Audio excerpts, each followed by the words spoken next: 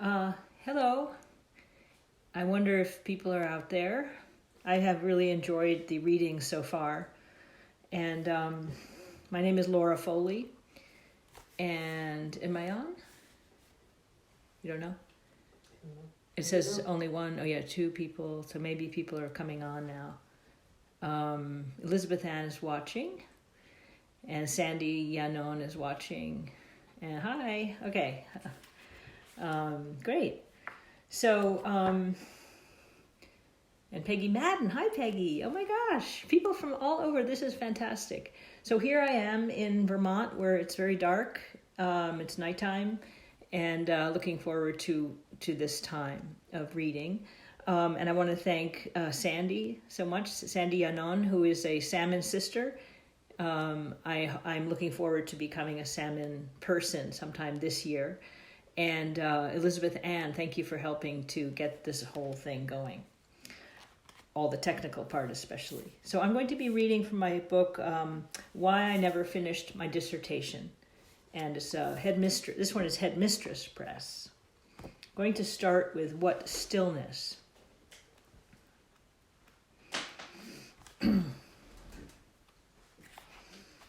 What stillness. Lily pads ripple in summer breeze, as if they bloomed for me. Revelation white clouds float through a divine blue sky. No human voices break the stillness of this hilltop pond, where I come to forget the foolishness of Homo sapiens. Where a trout leaps from the lake, splashes, shining down, opening a glimpse into the world below the surface. My dog, wet from her swim between the visible and hidden, shakes dots of sparkling light from her dark coat, forming a watery aura. What sunlight does to water, stillness does to us.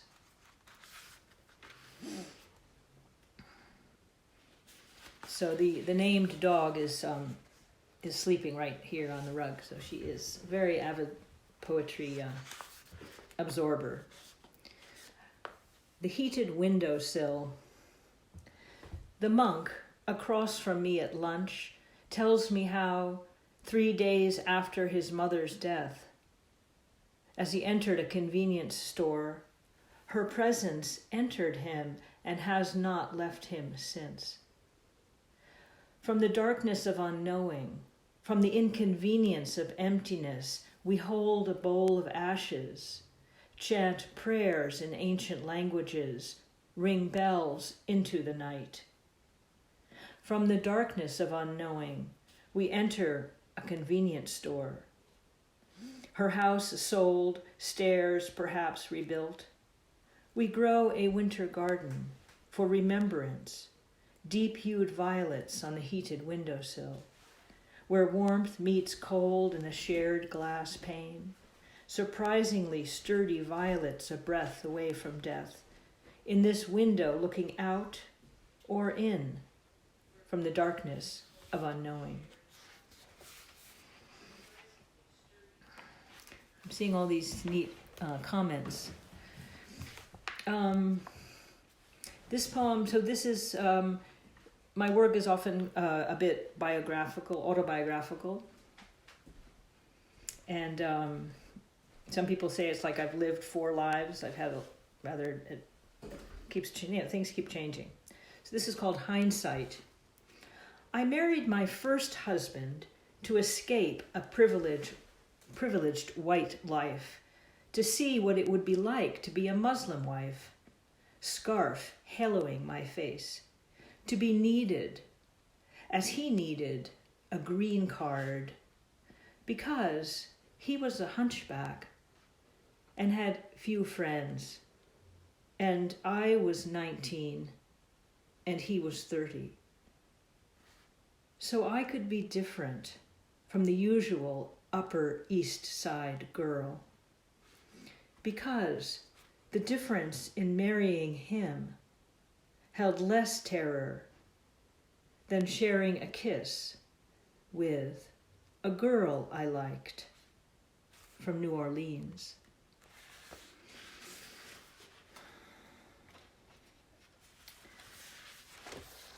so I did marry him, and then that didn't work out. After a few years, I was then eventually married to a professor. And this is about some of our travels. We traveled all over the world with our children. We had 3 children. This is called Him Thinking History. I didn't want to go to Iran or Pakistan, Japan, or even Hawaii, but I never say so, dutifully packing up our 3 squirming young children and me to follow my second husband onto the ferry boat, watching Santorini's cliffs rising above us out of the deep Aegean. Him knowledgeably lecturing history. Me enacting her story. Nursing the restless baby, clutching the toddler, providing for posterity, hoping the volcano won't erupt today. And then we were in Iran with our 2 little children in the late 80s because, why not? Pomegranates in Tehran.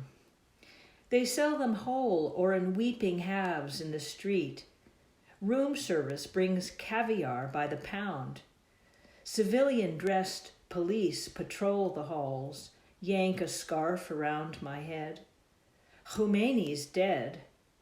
Our balconies riddled with bullet holes. Government-sanctioned walls blazoned, "Down with Israel, kill USA," as shopkeepers urge us to sip the fresh squeezed red juice, stroke our satanic son's blonde hair.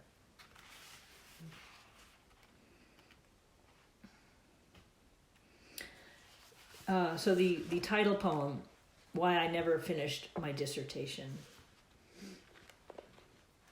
Arriving home late to a ringing phone after a packed family car trip south, panting from lugging a basket of puppies up 3 flights of stairs, as I press the door open with one foot, toddler following as I place the load on the floor, as I juggle my thesis advisor's questions with my hungry sons, straining my brain to remember what strategies Stevens's late odes employed, his elusive turns of phrase, ignoring the waking canines, who escape and spread, yipping across the living room floor, doing what puppies do best, while my toddler sits, squealing in the mess.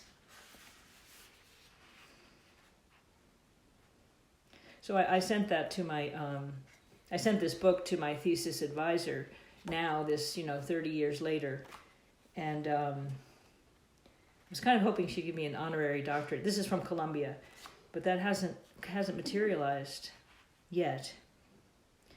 So I am now very happily married to a woman, Clara, and she's sitting right here in the audience of my dog. And Clara. We are isolated here in this house on this hill, and quite happily so, I must say. And we feel, of course, we're seeking safety by staying here. And unfortunately, she has cancer, so really that keeps us. It's very necessary that we stay apart from others. So this poem is called Twice the Speed of Sound, and is from, do you remember the days when we used to travel? Yeah, there was a time. Twice the speed of sound. She waves to me from the coach window, shadowed glass reflecting summer trees. Her face dappled by a scree of boughs and leaves I can't see through, maples not yet reddening into fall. As she rides one plane after another over no rough seas, into no threatened war, no lack of easy communication.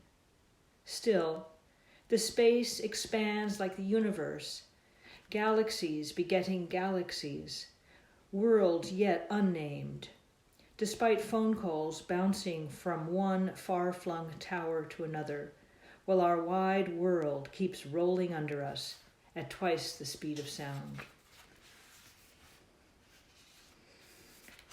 And I wanted to read this poem. Let me just see what time it is. A love poem, Beyond. I don't think of her as woman or man, just as I don't gender sunlight on my face the first coatless spring day, or wind lacing the waves. The particular beauty of her eyes and gait, the tilt of her head as she listens, exist in a realm evolved beyond any words I know. Soul beyond any description of rose or peony. The way she tends me as one would a flower, so my leaves droop and petals wither when she is away from me.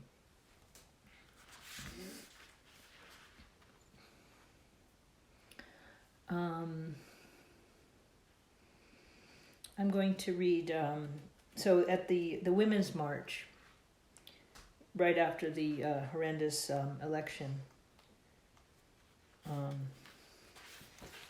what year was that, 2016? 2017? 17. January 2017. We went to Boston and we had our pussy hats. So this poem is called After. After our 3-hour bus ride to the city, our 7 hours marching in a crowd of 200,000, after waving our signs, queer grannies against Trump, till our arms ache from repetitive motion's weight, after our sumptuous dinner with wine, to celebrate our day of resistance, we attend a 3-hour play. Articulate screaming, lewd gestures, and sex, an excess of passion, we grannies achieve through osmosis as we sleep in front row seats. Is that it? One more? Okay. Okay, I'm told I can read one more. This one is set on a ferry from Boston to Provincetown on the Cape. It's one of our favorite places to go. Dawn Obad is my last poem. If I hadn't hopped aboard the ferry on a rough sea day, stayed outside in the wind and spray, letting the salt sea bless me with its holy water, if I hadn't absorbed the surf's tumbling up and down, bending my knees in a trance-like dance, hadn't waited for the moon to rise, dripping orange globe lifting spirits in the east, nor felt the waves keeping my bones awake through all my dreaming, if I hadn't risen at dawn to see the bay's beckoning stillness, flaming sun rising from it, if I hadn't plunged into bracing waters without thought, clothes piled on sand like a cast-off shell, could I say I had lived at all? Thank you very much. Thank you all for listening. And thank you for your comments, which I can't wait to read. Bye.